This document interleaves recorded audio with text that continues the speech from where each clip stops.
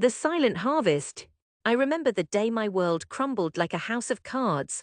The vineyard, my family's century-old legacy, was in shambles. The grapes, once plump and juicy, were shriveled and black. The soil, once rich and fertile, was barren and cracked. And the accusations, they rained down on me like a storm I couldn't escape. "Lena, how could you?" my father's voice boomed, echoing through the vineyard. "You've ruined us, you've ruined everything." I stood there, my hands trembling, my heart pounding. I had been framed, I knew it. But the evidence, the timing, it all pointed to me. I was the black sheep, the one who had always been a little too different, a little too dreamy, and now I was the villain. That day I made a decision: I would leave. I would find my own path, one that didn't involve the vineyard, one that didn't involve my family. I would prove them wrong, even if it killed me. I moved to the city, a place where no one knew me, a place where I could start anew. I had always been fascinated by bees, their intricate societies, their vital role in our ecosystem, so I became an urban apiarist. I started small, with just a few hives on the rooftop of an abandoned building. I was mocked, ridiculed. "Bees in the city," they laughed. "That's ridiculous, you're wasting your time, Lena." But I didn't care. I was driven by a fire, a determination to prove myself, to show them all that I was more than just a failure, more than just a disappointment. I worked tirelessly, learning everything I could about urban ecology, about the vital role pollinators play in our food security. I experimented, I innovated.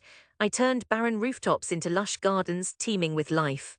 I transformed concrete jungles into thriving ecosystems, and slowly but surely I began to make a difference. Years passed. I became known in the city not as Lena, the failure, the disappointment, but as Lena, the urban apiarist, the woman who had revived the city's ecosystem. I was invited to speak at conferences, to write articles, to share my story. I was making a difference, a real, tangible difference, and I was happy, but there was still a part of me that ached for home, for my family. I missed them despite everything, so I decided to go back, to show them what I had become, to make them see the error of their ways. I arrived at the vineyard on a sunny afternoon. The grapes were ripe, the soil was rich, the vineyard was thriving. My family was there, working, laughing, living their lives as if I had never left, as if I had never been accused, as if I had never been shunned. They didn't see me at first. I stood there watching them, my heart pounding in my chest, and then my father looked up. His eyes met mine, and for a moment he looked as if he had seen a ghost. "Lena," he whispered, his voice barely audible. I stepped forward, my head held high. "Hello, father," I said, my voice steady, my eyes unwavering. The air was thick with tension. My family stared at me, their eyes wide with shock, with disbelief. They had expected me to fail, to come crawling back to beg for forgiveness. But I hadn't. I had succeeded. I had thrived. I invited them to the city to see what I had done, to see the difference I had made. They came reluctantly, curiously, and as they walked through the lush gardens, as they saw the bees buzzing happily, as they tasted the fruits of my labor, their faces changed. They saw the truth. They saw the difference I had made. My father, the man who had once accused me, the man who had once shunned me, he looked at me, his eyes filled with tears. "Lena," he said, his voice choked with emotion, "I was wrong, I'm so sorry." And in that moment I forgave him.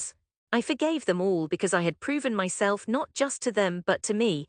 I had turned my pain into purpose, my betrayal into triumph. I had become more than just a failure, more than just a disappointment.